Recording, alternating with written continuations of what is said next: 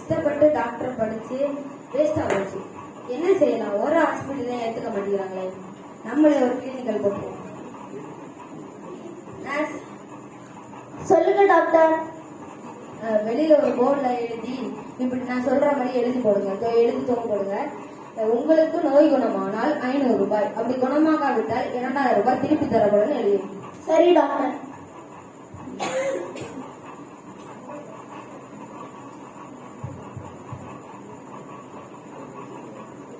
எப்படியோ படிச்சு முடிச்சாச்சு. கஷ்டப்பட்டு சம்பாதிச்சதெல்லாம் அந்த காலம்.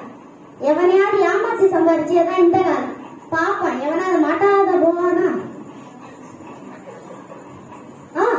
நோய் குணமானால் 500 ரூபாய், குணமாகாவிட்டால் 2000 ரூபாயாக திருப்பி தரப்படும். டாக்டர்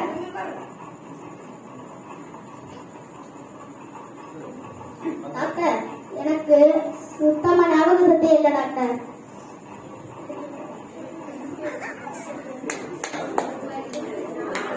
எனக்கு சுத்தமா நாக்கு சுவையும் இல்லை டாக்டர். நர்ஸ், அந்த 10ஆம் நம்பர்ல உள்ள மருந்து எடுத்து தம்பி நாட்டில் எனக்கு சொல்லிட்டு விடுங்க. சரி டாக்டர்.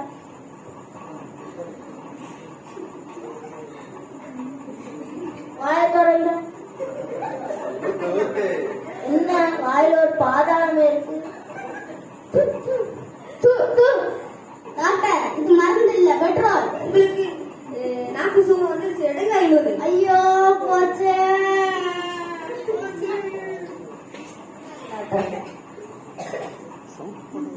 ஐயோ அவனை ஏமாத்தல பார்த்தா நம்ம ஏமாந்து போயிட்டானே. இப்பவே போனா கண்டுபிடிச்சிருவான். 2 நாள் கழிச்சு போறேன்.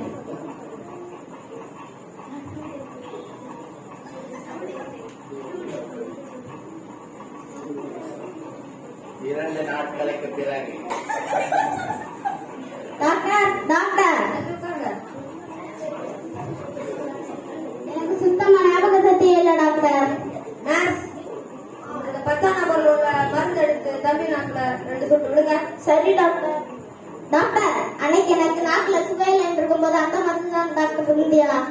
தம்பி உங்களுக்கு ஞாபக சக்தி வந்துருச்சு. 8 போச்சே.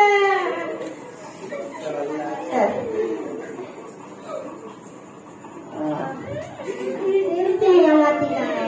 விட மாட்டேன். அவன் 2000 ரூபாய் வாங்காம விட மாட்டேன்.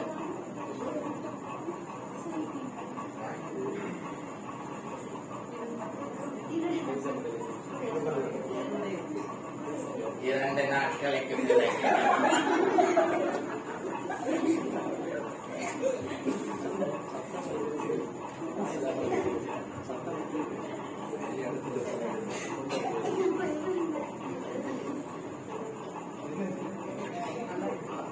டாக்டர் டாக்டர் விருதுராஜி வந்து உட்காந்துங்க.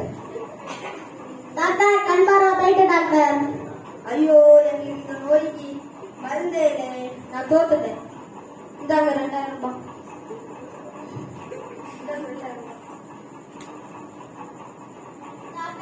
டாக்டர் 2000 ரூபாய் இல்ல 500 ரூபாய். தம்பி உங்களுக்கு கண் பார்வை வந்துருச்சு. இது நான் தந்த 500. உங்களுக்கு 500 எடுக்க. இன்னும் டாக்டர் நீ யாரும் ஏமாத்திருக்கீங்க. போ. என் யாரு ஏமாத்தான உழைச்சி சம்பாதிப்போம். என்கிட்ட எல்லா பணமும் வேஸ்ட் ஆச்சு போச்சு. சோம்பேறியின் கைகள் வேலை செய்ய சம்மதியாததினால் அவன் ஆசை அவனை கொல்லும்.